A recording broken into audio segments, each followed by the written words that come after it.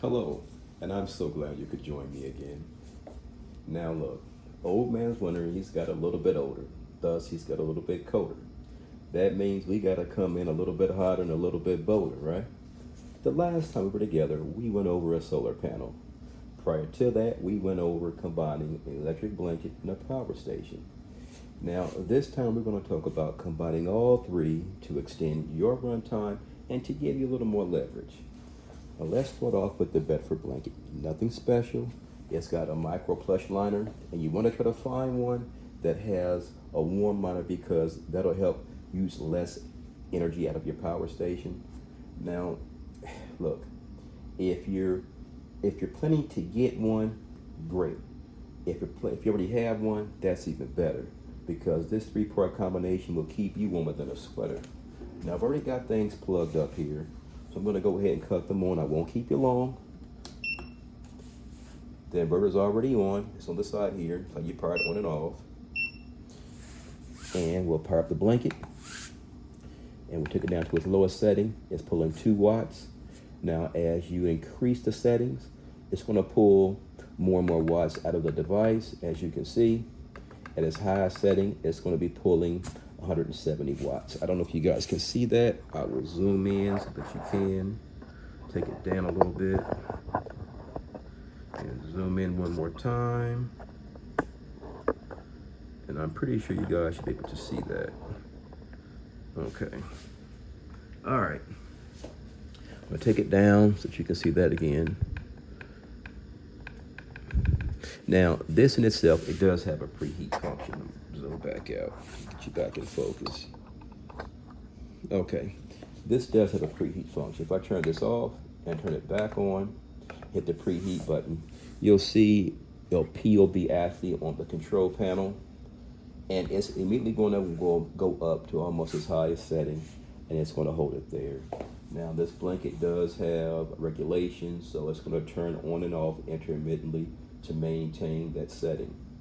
That's pretty much for the blanket. Pretty much it for the blanket. Once again, it doesn't have to be this blanket.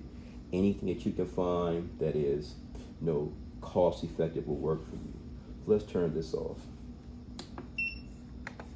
Unplug that because we don't need it anymore. Remove this off the table, and let's address the other three.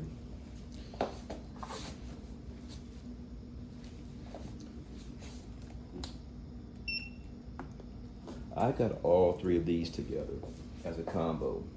This is what I call a PSS. This is a pawn shop special. Hey, if you know, you know. Now, it's used, so there's going to be some imperfections. As you can see here, there's some discoloration. I'll open it up, but the most important aspect is that the finish of the panel itself is almost pristine. Let me point out, you do have grommet holes, so if you stay in an apartment and you want to utilize this on your balcony, this could be an option for you. Okay, and it also came with this carrying case. It's a little faded, it's used, so you expect some imperfections. And it also came with the MC4 to XT60, and you don't always get that, so that was another added bonus. Now let's talk turkey here. The blanket in the back was gifted to me some years ago, so I was ahead in the game in that. I do believe it retailed at Target for somewhere around 25 to 50 bucks at the time. It was around that Xmas season that I don't mess with, but it was around that point in time. The power bank and panel on the actual carrying case, I got that for a grand total of 210 bucks. Now, as I said before, it's a pawn shop special. These three components, this is not indicative of everyday pricings that you'll find, but it is a representation of what you can find if you put forth some effort. Now, I do want to point out that this is the older model of EcoFlow. This R600, this 600 Pro, it has lithium ion chemistry, not the lithium iron phosphate. Now, this has about 500 cycles before it goes down to 80. That's a lot of cycles, man. Most of the people are not going to be using this thing every day. So I think for the price that I paid and for the price that you would pay, if you can find something anywhere near that, would be a great bargain. As I said before, there's going to have some some blemishes, and that's to be expected because it's used.